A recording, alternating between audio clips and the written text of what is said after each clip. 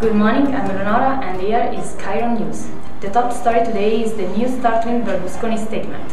Yesterday, during the PDL Party Festival, which took place in Milan, he accused the Italian judges and the magistrates of behaving unprofessionally.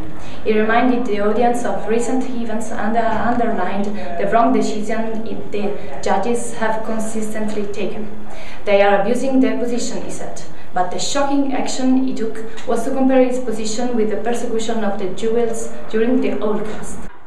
Good morning, I am Maria Lopez from Cairo News. Today, high school teachers have gone on strike in order to protest the terrible conditions they are working in. Every day, they have to face aggressive students that insult everybody and constantly interrupt the classes. Because of that, the mental and physical health of the educational community is at risk. A spokesman for the teachers has told us an urgent update is needed to the antiquated curriculum to meet the needs of 21st century learners. Good morning, I'm Francesca Di Matteo with Cairo Celebrity World News. This week, the London Fashion Week was held where famous brands showed their new women's collection for the next season. The runway was spectacular and the models wore elegant dresses made of precious materials. The special guest was Katy Perry. She wore an amazing dress covered with Swarovski crystal. A lot of famous people participate in all of the events during the London Fashion Week, especially the charity event organized by Armani at Tate. William and Kate were also invited but couldn't go because their new baby, Prince George, was ill. Anne Wintour, director of Vogue, says the new trend for next season will be glamorous outfits with black dresses and light color for accessories and makeup. Good morning, I'm Juan Carrasco and this is Sport News. Arsenal continue at the top of the league table after winning yesterday's match against Crystal Palace with a final score of 2-0 for the Gunners. In the first half, Arsenal kept possessions and played one-touch football masterfully. Just 2 minutes before half-time, the referee awarded a penalty to the Gunners, and the midfielder Arteta scored the first goal of the match. In the second half, things got complicated for Arsenal when Arteta was sent off after a bad tackle. Then Crystal Palace began to create a lot of attack situations, but failed to score. Finally, in extra time, Arsenal's attacker Giroud put an end to the match with the second goal in a last-minute counter-attack. Good morning, I'm Letizia Garcia and this is the weather forecast. Gale force winds are coming to the continent, sweeping across the UK, and this evening an area of low pressure is moving into the north of Ireland, bringing out showers. On Thursday, the low will move to the north, affecting to the highlands. The gale force winds will continue carrying low temperatures, with risk of blizzard and squally showers in the south of England.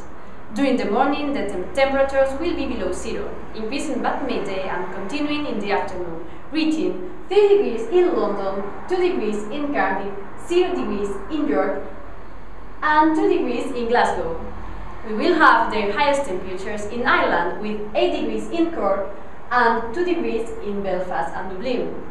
Thursday we will be foggy, freezing and even snowy in some cities, so we can forget the warm weather and start to wear gloves and turn on heaters.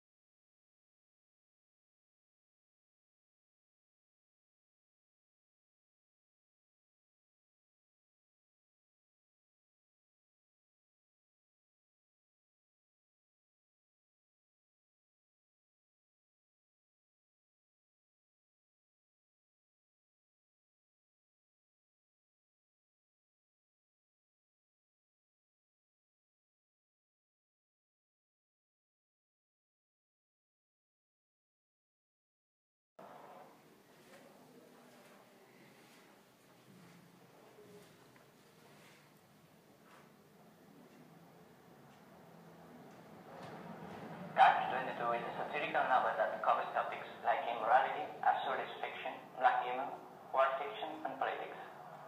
It was widely 100 years ago in 1963, and it is set during the Second World War. Basically, the book describes events from different characters' points of view. The main character is a U.S. Army Air Force captain, called John Sovereign. He is in 256 Squadron, based in Pinoza, a Mediterranean island in Italy. On the Road is a book by American novelist and poet Jack Kerouac, and the story is based on his autobiography America. The main character Saul takes a journey to San Francisco after our goals, then he meets Tim and ends the journey. Finally, the two arrive in Denver when they meet their friends.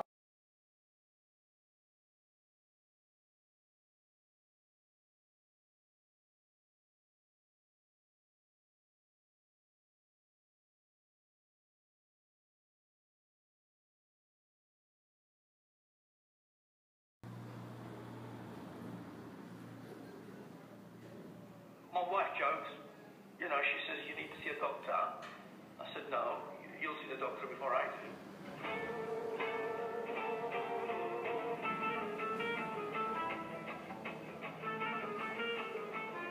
The magical moment for me is when I strike the switch and the motor comes on, and then I strike the lamp and the lamp comes on, and you've started the show.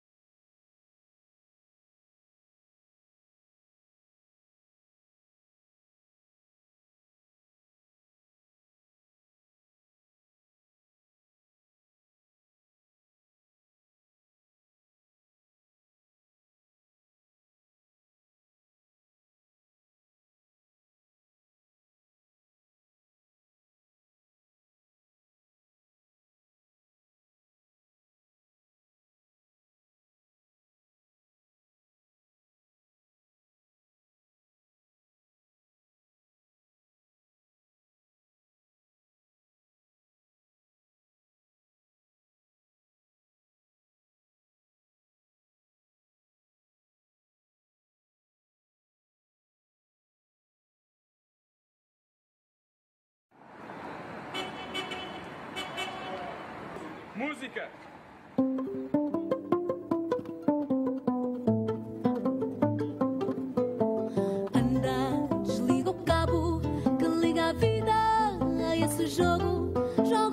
Urban Chronicles Project, Mr. Júlio Freire, the Iron Man. In every city there is always a small dark place, a place that not everyone knows. The place that I'm going to introduce you to is called Uleteiro. This is a really tiny hidden place which doesn't even have a sign. The owner of Uleteiro is Júlio Freire.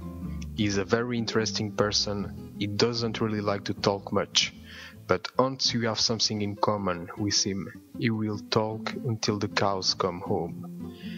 What we had in common was that we shared the same football club.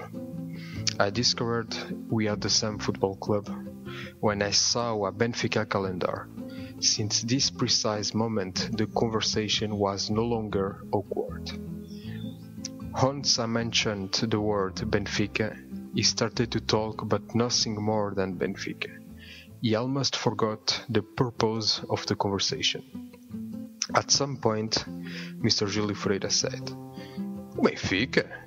O Benfica não deve nada a ninguém.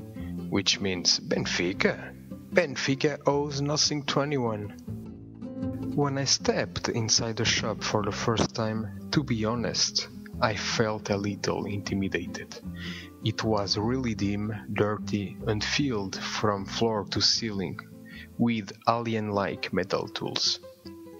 Mr. Júlio Freire told me that the shop is 130 years old, and based on that, I can say without any doubt that it cannot have been cleaned more than twice. But despite the immensely messy way that the shop is organized, I am pretty sure that Júlio Freire knows perfectly where everything is. Mr. Júlio Freire is a stocky, imposing man in his late 50s. He has strong muscular forearms, big greasy hands, and long, slightly weird fingernails. He welcomed me a bit cautiously. It's not every day that young people come visiting his store.